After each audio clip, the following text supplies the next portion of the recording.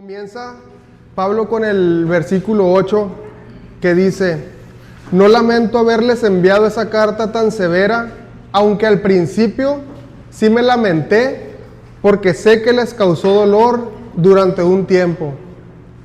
Ahora me alegro de haberle enviado, porque no porque los haya lastimado, sino porque el dolor hizo que se arrepintieran y cambiaron su conducta. Fue la clase de tristeza que Dios quiere que su pueblo tenga, de modo que no les hicimos daño de ninguna manera. Pues la clase de tristeza que Dios desea que suframos nos aleja del pecado y trae como resultado la salvación. No hay que lamentarse por esta clase de tristeza, pero la tristeza del mundo, a la cual le falta arrepentimiento, resulta en muerte espiritual. Versículo 11 dice: tan solo miren lo que produjo en ustedes esa tristeza que proviene de Dios. Tal fervor, tal ansiedad por limpiar su nombre, tal indignación, tal preocupación, tal deseo de verme, tal celo y tal disposición para castigar lo malo. Ustedes demostraron haber hecho todo lo necesario para corregir la situación. Oramos. Dios, te damos gracias, Padre, por tu palabra, Señor.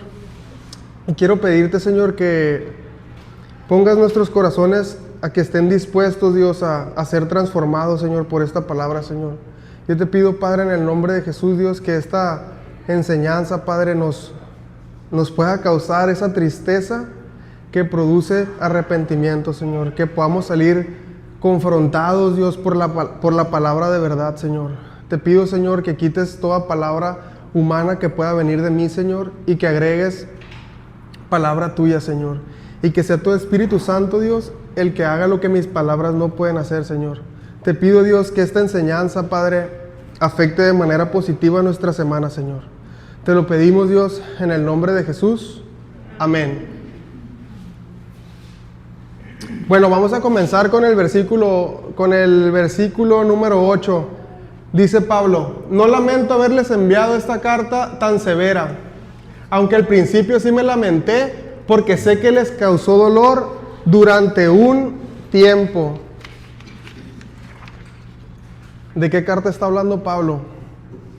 Los miembros de la iglesia primitiva que vivían en la ciudad de Corintio luchaban con muchos problemas que existen en el mundo de hoy, tales como la falta de unidad, las falsas enseñanzas, las falsas doctrinas y inmoralidad sexual.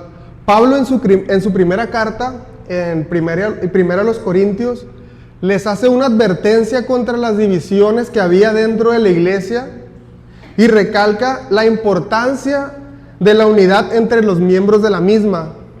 Amonesta a los creyentes en contra de la inmoralidad sexual, enseña que el cuerpo es templo del Espíritu Santo y provee la autodisciplina. También les enseña que como creyentes debían de procurar los dones del Espíritu Santo. Les recuerda sobre la importancia de los apóstoles, los profetas, maestros y sobre el cuidado que los miembros de la iglesia deben brindarse unos a otros. Pablo también en la carta de la primera a los Corintios destaca la importancia del amor por encima de todos los otros dones espirituales.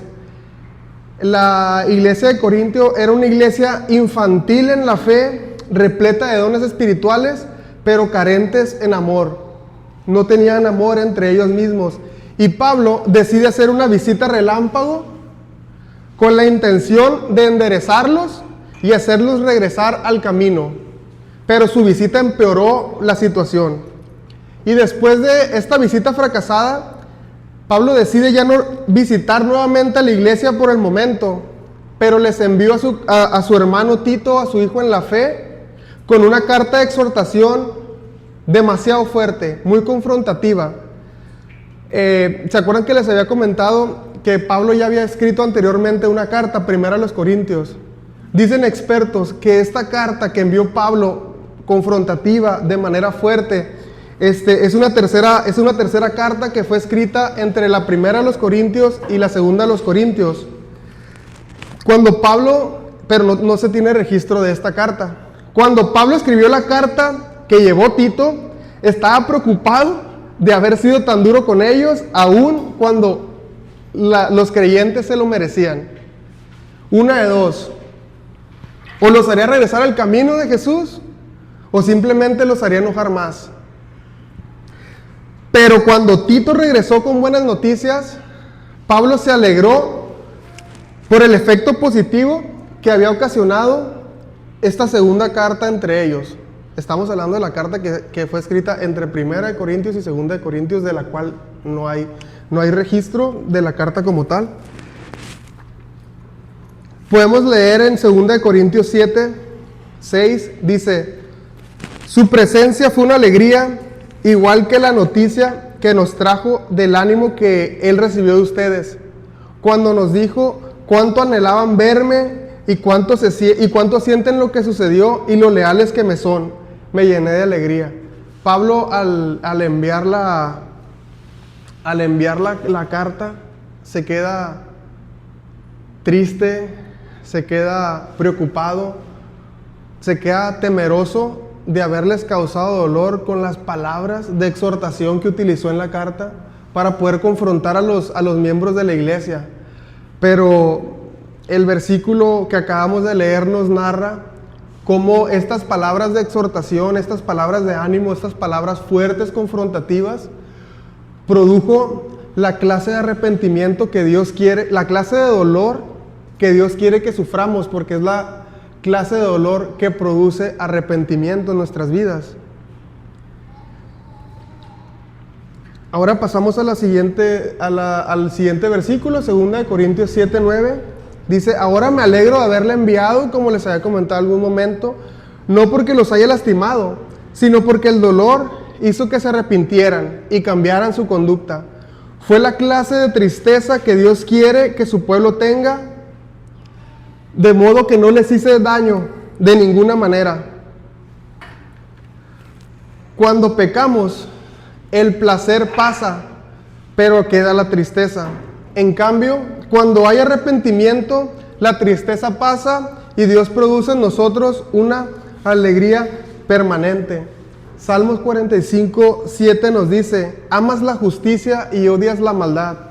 Por eso Dios, tu Dios, te ha ungido derramando el aceite de alegría sobre ti más que sobre cualquier otro. Pablo hace una clara separación entre haberlos lastimado y que su dolor hizo que se arrepintieran. Pablo escribía esta carta con el único motivo de confrontarlos para arrepentimiento. No escribía esta carta con el motivo de hacerles decir: yo tengo la razón y ustedes están mal y tienen que hacer lo que yo diga. No, utilizó palabras fuertes, utilizó palabras muy confrontativas, pero lo hizo con el propósito de hacer regresar a los corintios al camino de la fe, al camino que venían profesando anteriormente. Podemos estar tristes, dolidos o lastimados por culpa de nuestros pecados y aún así no estar arrepentidos. La tristeza y el dolor en este caso únicamente presentan un sentimiento. El arrepentimiento describe un cambio en nuestra mente y vida, es decir, transforma radicalmente la forma en la que pensamos y en la que vivimos. Versículo 10: pues la clase de tristeza que Dios desea que suframos, pues nos aleja del pecado y trae como resultado la salvación. No hay que lamentarse por esa clase de tristeza, pero la tristeza del mundo, la cual le falta arrepentimiento, resulta en muerte espiritual. Según Pablo, en los versículos 9 y 10 nos muestra que hay dos tipos de tristeza. Está la tristeza que Dios desea que suframos, que como lo podemos ver en el versículo anterior, produce en nosotros arrepentimiento, nos aleja del pecado y trae como resultado, ¿qué cosa? Nuestra salvación. Y también está la tristeza del mundo. Esta carece de arrepentimiento, no impide que sigamos pecando y trae como resultado la muerte espiritual y la muerte física en muchos casos. A continuación vamos a ver algunos algunos puntos o algunos síntomas de que estamos experimentando la tristeza según el mundo. Ten mucho cuidado con los gestos que haces, no vayas a delatarte. ¿Qué clase de tristeza estás viviendo? No los voy a voltear a ver. Nos sentimos culpables, dolidos y tememos únicamente por las consecuencias de nuestros pecados. Ese es el primer síntoma. A pesar de esa culpabilidad, seguimos pecando cada que se nos presenta la oportunidad. Ese es el segundo síntoma. Caemos siempre en los mismos pecados a pesar de las consecuencias. El otro síntoma es, nos apartamos de Dios. Y el otro síntoma es, las acciones que cometo, que sé que están mal, las empiezo a normalizar. Y empiezo a creer que todos están mal y que yo estoy bien.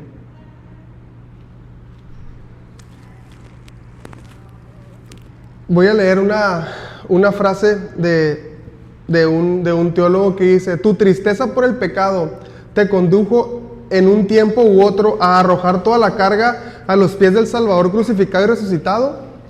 Si no lo ha hecho, todo lo que sucede, todo lo que quede corto de hacerlo, es lo que Pablo menciona que conduce a la muerte. Es decir, si la tristeza que estás atravesando al momento de pecar no ha hecho que arrojes todas tus cargas a los pies de Cristo, es la clase de tristeza que Pablo narra, que es la que nos conduce a la muerte. El arrepentimiento es un aspecto esencial del Evangelio, considerándose como la primera palabra del Evangelio. ¿Por qué? Podemos ver en Mateo 3, versículo 2, cuando Juan el Bautista predicaba, ¿qué decía? Arrepiéntanse de sus pecados y vuelvan a Dios, porque el reino de los cielos está cerca. Cuando Jesús empezó a predicar, en Mateo 4, versículo 17, dice: arrepiéntanse de sus pecados y vuelvan a Dios, porque el reino del cielo está cerca. Cuando Pedro predicó en el día del Pentecostés, él dijo a sus oyentes: cada uno de ustedes debe arrepentirse de sus pecados y volver a Dios y ser bautizado en el nombre de Jesucristo para el perdón de sus pecados. Entonces recibirán el regalo del Espíritu Santo. La tristeza por sí sola no cumple nada. Pedro lamenta haber negado a Cristo y él se arrepintió, ¿no? En cambio, Judas lamenta haber traicionado a Cristo, pero en lugar de arrepentirse, ¿qué hizo? Se suicidó. Ese es el claro ejemplo de la tristeza que nos acerca a Cristo y la tristeza que nos acerca de Cristo. Una produce vida eterna y produce salvación y perdón de pecados, y la otra hace que nos alejemos de Cristo y nos conduce a la muerte. ¿Cómo podemos ser libres de pecado? Ese es el punto número 1 que les hablaba hace un inicio de cómo íbamos de estructurar la prédica del día de ahora. Pero solamente para hacer un resumen, Pablo escribe la carta a los Corintios porque había problemas en la iglesia. Escribe una carta con el único propósito de confrontarlos, con el único propósito de exhortarlos en amor. Escribe una carta fuerte, y lo que ocasionó esta carta era que se contristaran, era que se dolieran, pero al mismo tiempo hizo que esas palabras de amor y de confrontación de Pablo hizo que volvieran al camino de Jesucristo. Entonces, iglesia, ¿qué nos quiere decir este texto que acabamos de aprender? Podremos tener problemas entre nosotros mismos, pero también tenemos la obligación, voltea con el que está a un lado tuyo, tenemos la obligación de cuidarnos unos a otros. Tenemos la obligación de confrontarnos en amor unos a otros. Tenemos la obligación de exhortarnos, y si es posible, utilizar palabras fuertes, pero en amor, con el propósito de hacer volver a la persona a Cristo, no con el propósito de lastimarla solamente.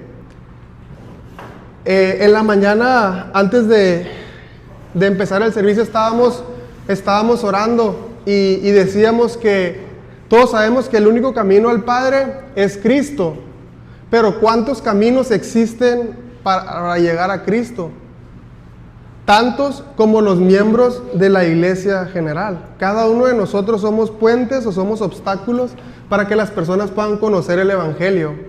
O sea, con nuestros actos, con nuestra manera de comportarnos, con nuestra manera de adorar a Dios, con nuestra manera de conocer a Dios, ¿somos puentes a Cristo o somos obstáculos? Y esa es la pregunta que quiero dejarles reflexionando. ¿Eres puente o eres obstáculo? Y si eres obstáculo, es buen momento para arrepentirnos de nuestros pecados y volver hacia el camino. Entonces quedamos que como iglesia vamos a tener problemas, vamos a tener diferencias, vamos a pensar de manera diferente. Esa es la pluralidad de la iglesia, es lo maravilloso de la iglesia, que cada quien tiene un don diferente, que no hay iglesia que tenga todos los dones, pero por encima de los dones espirituales y por encima de todos los ministerios que puedan existir dentro de la iglesia, por encima de todo eso está el amor. Está el amor que debemos de tenernos unos a otros. Está el amor, está la compasión, está la misericordia que nos debemos de tener, exhortándonos siempre en amor. ¿Ok? Entonces ahora sí, vamos a tocar el punto número 1, que dice arrepentimiento. El verdadero arrepentimiento produce un cambio desde lo interior. La tristeza en sí misma no produce nada, más que malos sentimientos. Pero según la tristeza que es de Dios, produce arrepentimiento, ya que el arrepentimiento es un cambio en la manera de pensar y en la manera en la que actúo. Podemos decir, si una tristeza es según de Dios, al ver que produce arrepentimiento en nosotros.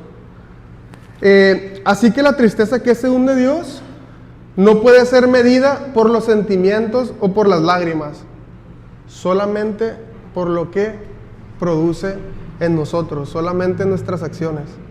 ¿Se entiende la idea? O sea, no porque me duela mi pecado, no porque llore por mi pecado, quiere decir que realmente estoy arrepentido. Hay fruto de arrepentimiento cuando cambia mi manera de pensar y mi manera de actuar. Mi arrepentimiento, tu arrepentimiento no lo mide la cantidad de lágrimas que lloras o la cantidad de veces que pides perdón a las personas que afectas. Lo que define un verdadero arrepentimiento es lo que ocasiona en ti, en tu corazón y en tu mente. Es un cambio de actuar y es un cambio de pensar. Cambia nuestra forma de pensar con respecto a nuestros pecados o a nuestras actitudes. Cambian nuestras emociones, los sentimientos que experimentábamos ante nuestro pecado. Antes comenzamos a odiar lo que antes amábamos. Cambian nuestras convicciones, cambia la forma en la que el pecado nos hace actuar. Produce en nosotros una verdadera aflicción por nuestras acciones y por las acciones cometidas a Dios. Es decir, no tememos de las consecuencias por las acciones de nuestros pecados, sino tememos ofender a Dios con nuestros actos. Eso es lo que produce el verdadero arrepentimiento, un miedo santo hacia Dios, un miedo en ofender a Dios con nuestras actitudes, un temor santo. El punto número 2, produce también en nosotros una actitud de servicio y un compromiso para con Dios. El arrepentimiento en nuestras vidas se da cuando dejamos de desear lo que nos hace daño o lo que nos tiene atados, cuando dejamos de amar lo que nos lastima. Es el amor de Dios el cual produce arrepentimiento entre nosotros. ¿Vamos juntos hasta aquí? ¿Sí? Ahora sí, como punto número 2, debemos de identificar muy bien qué es el pecado y qué es una tentación. ¿Ok? Santiago 1, versículos de 13 al 15 dice: cuando sean tentados, acuérdense de no decir Dios me está tentando. Dios nunca es tentado a hacer el mal y jamás tienta a nadie. La tentación viene de nuestros propios deseos, los cuales nos seducen y nos arrastran. De esos deseos nacen los actos pecaminosos y el pecado, cuando se deja crecer, da luz a la muerte. Entonces podemos ver en Santiago que las tentaciones vienen de nuestros propios deseos, que las tentaciones vienen de los deseos humanos y que es de ahí, de nuestros propios deseos, de donde nacen nuestros actos pecaminosos. Es decir, el tener un pensamiento ilícito y no someterlo a Dios o no someterlo a Cristo, no entregarlo a Cristo en oración, es lo que me va a hacer cometer ese pensamiento. Empieza como una tentación y termina como un pecado. En cambio, puedo ser tentado sin pecar. Puedo ser tentado, pero someter ese pensamiento a Cristo. Entonces estoy peleando la batalla, estoy en un proceso de santificación. Es fruto del verdadero arrepentimiento. Entonces, mientras más lejos caminemos de Dios, seremos presa más fácil de nuestras tentaciones. Mientras más dejemos de orar, mientras más dejemos de venir a la iglesia, mientras más dejemos de congregarnos, mientras más nos alejemos, pues más fácil va a ser de que caigamos y que cedamos ante los pensamientos que nos tientan, ¿no? Mientras más sigas viviendo como un ciudadano de este mundo y sigas viendo las cosas del mundo con los ojos del mundo, seguiremos siendo un ciego que van directo al matadero, ¿no? Mientras más nos apeguemos a lo que el mundo dice, a lo que el mundo cree, a las direcciones del mundo, pues seguiremos siendo ciegos que van derechito al matadero. Debemos comenzar a creer, amada iglesia, que en Cristo tenemos una nueva identidad, que ya no somos esclavos de los deseos de nuestra naturaleza pecaminosa. Y este punto nos llega al siguiente punto, que es el punto número 3, que es renovemos nuestra mente, que debemos de cambiar nuestra manera de pensar. Romanos 12, versículo 2 dice: no imiten las conductas de este mundo, más bien dejen que Dios los transforme en personas nuevas, cambiándoles la manera de pensar. Entonces aprenderán a conocer la voluntad de Dios para ustedes, la cual es buena, es agradable y es perfecta. El nacer de nuevo significa que nuestro viejo hombre ha muerto y que ahora Cristo ha depositado su espíritu en nosotros. Hemos sido adoptados por nuestro Padre Celestial, por el Creador de los cielos y de la tierra. Hemos sido adoptados por el Rey de Reyes, por el Rey del oro y la plata, por el Alfa y el Omega. Ahora somos hijos de Dios Altísimo. Y mientras más creamos creamos que nuestra identidad está basada en lo que Cristo dice de nosotros, es la única forma de que podamos renovar nuestra mente, someter nuestros pensamientos pecaminosos, o someter todas nuestras tentaciones, o someter todo lo que nos pueda hacer pecar a los pies de Cristo, creyendo que somos nuevas criaturas. Es lo único que va a poder renovar nuestra mente. El día de la reunión de jóvenes, al salir de la iglesia, de la alberca, me dice Junior: oiga, Alonso, porque me habla de usted. Oiga, Alonso, ¿sabe que somos como el elefante pequeño? Y yo: ¿de qué estás hablando, Junior? No, es que te mandé un video en Instagram, mira, chécalo. Y ya dice que había un elefante bebé en un circo, ¿no? Y que estaba amarrado del cuello a un palo pequeño. Entonces, conforme fue creciendo el elefante, pues él ya tenía el poder para poder arrancarse, porque era la misma cuerda. Pero él desde pequeño estaba sometido, estaba amarrado, estaba esclavizado, y él aprendió a vivir así, a vivir de esa manera. Entonces lo que Junior me decía es que mientras que no oremos o mientras que no busquemos la voluntad de Dios, vamos a seguir siendo como el elefante espiritualmente, ¿verdad? Vamos a seguir amarrados. Así es. Mientras no creamos que en Cristo tenemos la posibilidad de tener una nueva vida, mientras que no creamos que en Cristo tenemos una nueva identidad, vamos a seguir sometidos al pecado como ese pequeño elefante, teniendo la capacidad dada por Dios para vivir nuestra nueva vida, para vivir en la nueva vida que Cristo tiene en nosotros. Lo mencionábamos hace 2 domingos también. ¿Se acuerdan del ejemplo del gerente? Que teníamos un gerente que era bien zarra con nosotros, y que lo despiden y nos ponen a otro gerente más chido que es el hijo del dueño, que nos hace socio de la empresa, y les preguntaba, entonces, ya tienes un nuevo gerente, ¿vas a seguir obedeciendo al anterior? Pues claro que no, ¿no? ¿Qué caso tiene? Entonces, de la misma manera, ¿qué caso tiene que sigamos pensando?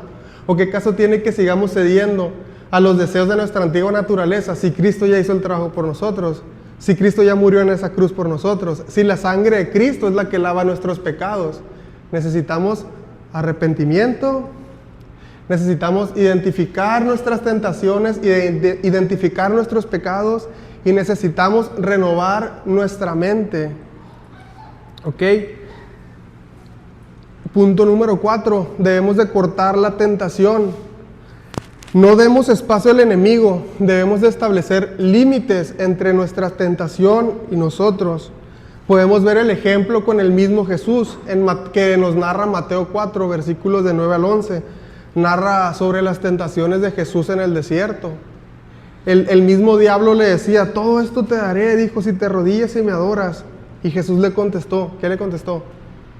Vete de aquí, Satanás, le dijo Jesús, porque las escrituras dicen, adora al Señor tu Dios y sírvele únicamente a Él. Entonces el diablo se fue y llegaron ángeles a cuidar a Jesús. Cristo conocía la palabra de Dios. Cristo respondió a cada mentira del enemigo con la palabra de verdad. Resistió a la tentación y el diablo se fue. Para poder experimentar total libertad, amada iglesia, hay que dejar de coquetear con lo que nos hace pecar y huir. No se trata de qué tan cerca de la línea puedo estar, sino mantenernos alejados.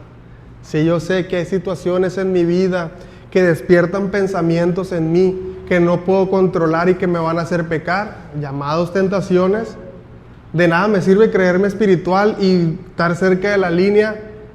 Eventualmente voy a caer, y menos si no conozco la palabra de Dios, y menos si no tengo una relación con Dios, y menos si dejo de congregarme.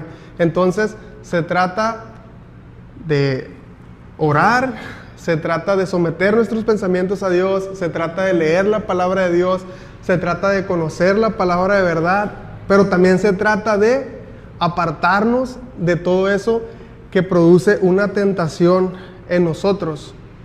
Y como punto número 5, deja la condenación a un lado.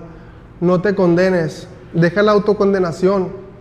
Romanos 8, 1 dice, por lo tanto, ya no hay condenación para los que pertenecen a Cristo Jesús. Reconozcamos nuestros errores y llamemos a nuestras acciones como son, vergonzosas, pecaminosas, erróneas, y arrepintámonos. Cierra la puerta a la condenación. Dios es quien define lo que eres y no te juzga por lo que hiciste ni por lo que haces. Él te ama y Él te ve santo porque se ha reconciliado contigo a través de la sangre de su Hijo amado Jesucristo. Iglesia, somos hijos amados de Jesús y esto debe de traer alivio a nuestras vidas. Las viejas cosas ya pasaron y aquí todas son nuevas. Si en el pasado pecabas contra Dios, hoy en Cristo tenemos la oportunidad de arrepentirnos a Él, de volver a Él y de pedirle perdón. Si en nuestra vida pasada ofendimos a Dios con nuestras acciones, hoy Él nos restituye. Si en nuestra vida pasada nosotros pecábamos, hoy en Cristo Él ya no nos llama pecadores, ahora nos llama como sus hijos. ¿Ok? Por lo tanto, dice Pablo en el versículo 11, tan solo miren lo que produjo en ustedes esa tristeza que proviene de Dios, tal fervor, tal ansiedad por limpiar su nombre, tal indignación, tal preocupación, tal deseo de verme, tal celo y tal disposición para castigar lo malo. Ustedes demostraron haber hecho todo lo necesario para corregir la situación. Este es el fruto del verdadero arrepentimiento. el querer restituir, el pedir perdón, el cambiar nuestra manera de pensar, el cambiar nuestra manera de actuar, esa ansiedad o esas ganas, ese deseo por querer limpiar nuestro nombre, indignarnos por el pecado, llamarle malo a lo que está mal y llamarle bien a lo que está bien. No ceder ni imitar a las conductas de este mundo que nos van a producir muerte, sino de rendirnos a Dios cada día de nuestras vidas. Padre, gracias, Señor, por este tiempo, Dios. Gracias, Padre, por demostrarnos que el dolor que tú quieres que suframos, Dios, es el dolor que nos produce arrepentimiento, Señor. Padre, yo te pido, Señor, en el nombre de Jesús, Dios, que tú pongas arrepentimiento en nuestros corazones, Señor. Que seas tú, Señor, que sea tu amor, Señor, que sea el conocerte, Padre, que sea el enamorarnos de ti, Señor, lo que produce arrepentimiento en nuestros corazones, Señor. Yo te pido, Padre, que pongas un anhelo tan grande, Señor, que enciendas un fuego, Señor, a nuestros corazones, Dios, por conocer tu palabra, Señor, y por acercarnos a ti cada día más, Señor. Pero también te pido, Señor, en el nombre de Jesús, Dios, que nos dotes de amor, Señor, que nos preocupemos por nuestros dones y por nuestros talentos, Señor, pero que los utilicemos para el servicio de tu iglesia, Señor, pero que también nos llenes de amor, Padre, para poder confrontar, Señor, que nos llenes de amor, Señor, para hablar la palabra de verdad, Señor, que nos llenes de amor, Señor, para levantar al caído, Señor, que nos llenes de amor, Señor, para llorar con el que llora, Señor, y para sufrir con el que sufre, Señor.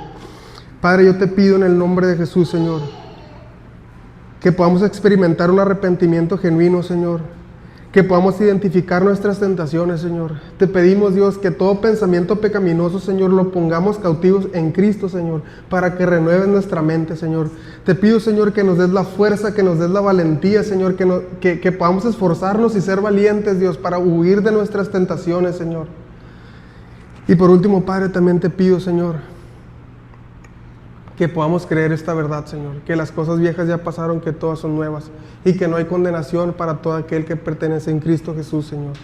Yo te pido, Padre, que no nos condenemos a nosotros mismos, pero que tampoco condenemos a los demás, que seamos puentes, Señor, hacia Cristo, Señor, que nuestra vida, Señor, hable por sí sola, Señor, que realmente somos tus discípulos, Señor, y podamos compartir las buenas nuevas con los demás, Señor. Pero que nuestras palabras sean siempre respaldadas, Dios, por nuestras acciones, Señor. Te lo pedimos, Señor, en el nombre poderoso de tu Hijo Cristo amado Jesús, Señor. Amén.